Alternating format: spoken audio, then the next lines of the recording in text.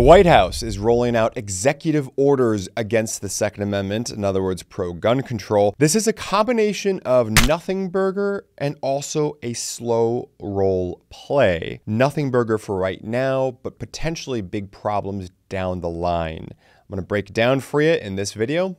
Guys, let's get into it.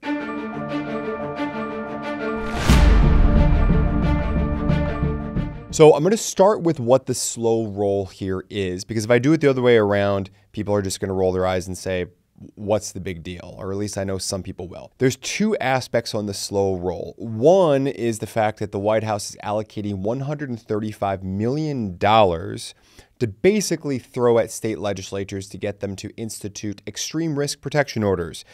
That's code for your local state passing red flag laws. So they're throwing $135 million of funding into the kitty, into the pot to try to get states to do this. Not a lot of details on how that will all roll out in the executive order, which you can find linked in the description box below. But just as a heads up, that is in here. Again, part of the slow roll. Nothing right now, but it's setting the stage for later. And kind of on that note of setting the stage for later, I'm going to give an example to try to contextualize how I see this. You know how when your spouse or your parent or your significant other or your best friend or whatever says, hey, in 3 months on this particular Saturday, we're going to do X. We're going to do this together.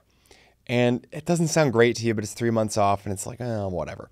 And then they keep giving you reminders every week or 2 weeks. Hey, 2 months, we're going to do this. Hey, 6 weeks, we're going to do this. 4 weeks, 2 weeks, 1 week. And by the time that day gets there, let's face it, most of you feel trapped. You husbands out there know exactly what I'm talking about. You're going to have yourself a nice little Saturday of honeydews or whatever else it was. That trap and that momentum that builds is what this is about. Because when I first read the executive orders, I kind of walked away saying to myself, well, this feels like a nothing burger, except for a couple of specific sentences. Keep that in mind as we now move through this. Okay, so the executive order beyond the red flag law issue, and there's a bunch of other small stuff tucked in here too, but not enough time to cover it all, really is aimed at a couple different things. One, as the executive order reads, in April 2021, one of the Biden-Harris administrations,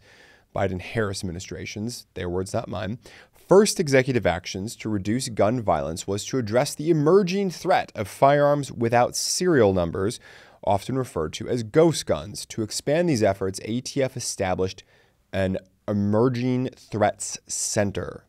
Emerging Threats Center.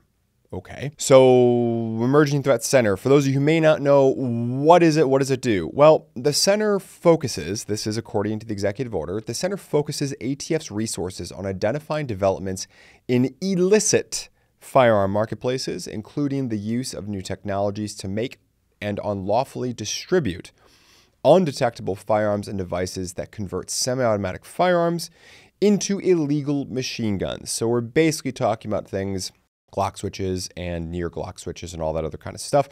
Now, they back this up with a statistic, and that's going to be relevant because they're not going to back up the next thing they claim with this statistic. And you always have to keep your eye on politicians.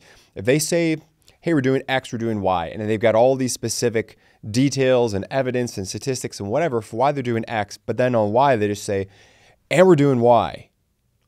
Ask yourself, why are you not citing any statistics? First, we're going to start with X. So machine gun conversion devices, which are largely, but by no means entirely, we're talking about Glock switches, the little 3D manufactured things. They often come off the boat from China or Asia, and you slap them into your Glock, and there's a couple different things. And it illegally changes your semi-automatic Glock into a full automatic. I mean, it's kind of stupid, but hey, people apparently like doing this. The statistic, from 2017 through 2021, ATF recovered 5,454 of these devices, a 570% increase over the previous 5-year period, end quote. The 3D printing of a machine gun conversion device, such as a Glock switch, costs as little as 40 cents and takes fewer than 30 minutes to get done. Okay, so we're talking about machine guns, and they've got statistics on why this is the boogeyman and why that's bad. Anecdotally, I've got lots of friends in law enforcement, and they report, yeah, at least in Milwaukee, otherwise known more locally sometimes as Kilwaukee, Glock switches by no means uncommon to encounter. So I'm not saying that we need an executive order. I'm not saying we need more gun control. This is already a felony at both the state and federal level. But hey, at least like there's something going on here, even though they're doing it wrong and there's already arguably unconstitutional issues at play here. Here's the second thing. I'm not even going to bother reading this for you. Basically, it says this: 3D printed guns bad. Why? Couple reasons. Number one, people who should not possess firearms, people who maybe they're felons or they're otherwise unlawfully going to be in possession. Think about those red flag laws. Again, summarizing what the executive order here is saying, 3D printed guns are much easier to get into those hands because it does not need to go through an FFL background check process. And of course, we know they're pushing for universal background checks as well. You can make them yourself with a printer. You can buy them from a friend. You can buy them off the street, whatever. This is a big problem according to the executive orders. Guys, very quickly, we have a very unique ask for you at the end that we have literally never done before. And I'm smiling because we just filmed the ending, then we filmed this kind of middle thing that I pop in on. And I think it's gonna be kind of fun and funny. I genuinely do. So be sure to stick around to the end. Be sure to participate in that discussion. And in the discussion, otherwise, in the comment field down below, what do you think of this? Is this just pure nothing burger through and through, or is this setting up something far worse for 2025 and beyond? Let me know. Don't forget to hit that like button. Back to the video. It goes on, and this might be news for a lot of you because this is one of those kind of stealth things. It's a little bit of a dad joke here, but you're going to get that in a minute. This is one of those stealth, undetected things that kind of snuck through the radar back in March of 2024 of renewal of an old gun control law in Congress at the federal level. The executive order references it next when it talks about the fact that some 3D printed firearms, some homebrew firearms, can be made to be undetectable by basically magnets and airport security and other security mechanisms and so forth. And it goes on to mention the fact that, hey, this is illegal. So basically, we're making firearms that two things. Number one, it can end up in the hands of people who are unlawful to possess them. And number two, the firearms in and of themselves do not comport with federal laws that deal with the fact that firearms must be made to be detectable both by shape, so handguns must look like handguns, exceptions being AOWs, any other weapons, and so forth. And then number two, they have to contain 3.7 ounces worth of metal. If this is news to you, then let me introduce you to the United States Undetectable Firearms Act of 1988, which, broadly speaking, makes it illegal to manufacture, import, sell, ship, deliver, possess, transfer, or receive any firearm that is not as detectable by walk-through metal detection as a security device, like a metal detector, so forth, and it must contain 3.7 ounces, or for you Euro fans and engineers out there, we're talking 105 grams of steel, or any firearm with major components that do not generate an accurate image before standard airport imaging technology. Now, as I mentioned before, this was passed in 1988. It's had a series of sunset provisions. Congress keeps renewing it.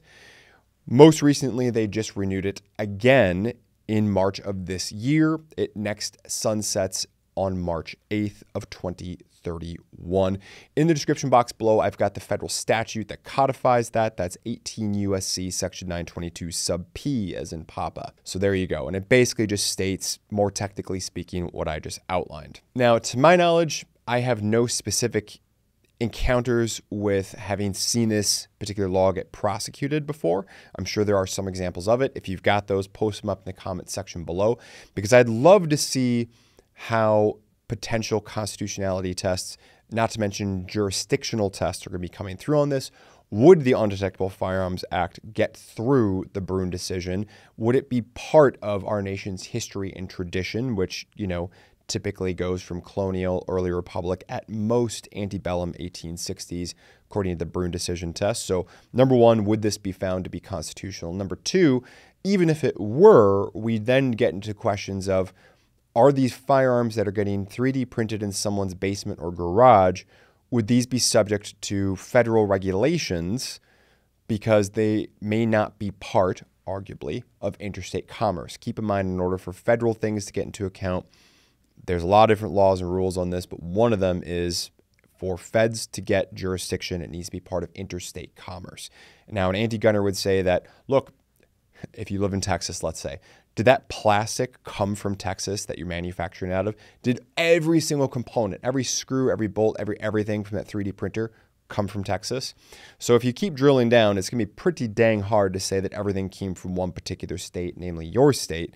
And no, I'm not justifying these arguments, but I'm saying I have seen them out there and we will see them again. So to kind of wrap this all up, from a 2024 perspective, something of a nothing burger. Nothing is really changing today. What this does, though, is it does start pushing the snowball downhill to make the slow role play of building the bureaucratic momentum behind doing something, because what this does is it basically asks for reports to be generated by the ATF and by other members and wings of government to basically say, look, how badly do we need to be addressing these issues of so-called ghost guns, as well as these machine gun manufacturing conversion devices and all this other kind of stuff. So it creates the institutional creep, the institutional slow play. We also, of course, have the $135 million to push the red flag laws at the state level. And that's the reason why today, not a big deal, which is the reason why you're probably not going to see a lot of people talking about it. But when these reports come back in 90 days and 110 days respectively, and then those trigger the bureaucratic fourth estate of our government to keep rolling and creating more reports and more reports and more reports. And next thing you know, that then starts to build the legislative momentum to do something. You can start to see how in 2025 and beyond, this can create issues. And since I keep my eye on the long game, not only the short game, that's the reason why I'm bringing it to you here today. We appreciate you sticking around. Be sure to hit that like button. Everything you can want to know is in the description box below with links. Let's close with our ever popular quote of the day. For a quote of the day, this one comes from the suggestion of our, I'll add, very brave video producer, Derek, behind the camera. I can see him, you can't. But believe me, he's there. Just take it on faith. He's there, all right? He had the suggestion of you guys post your favorite quotes up in the comment section, in part so we can be a little lazy and basically mine the comment section for future quotes in other videos. If we do use your quote, we will shout out your screen name as part of the attribution. Be sure that whatever your quote has, give the correct attribution as well. If it's Marcus Aurelius, if it's Plutarch, whoever it is, be sure to give that attribution. But let's see how this works. Is Derek a genius or a madman? We will find out.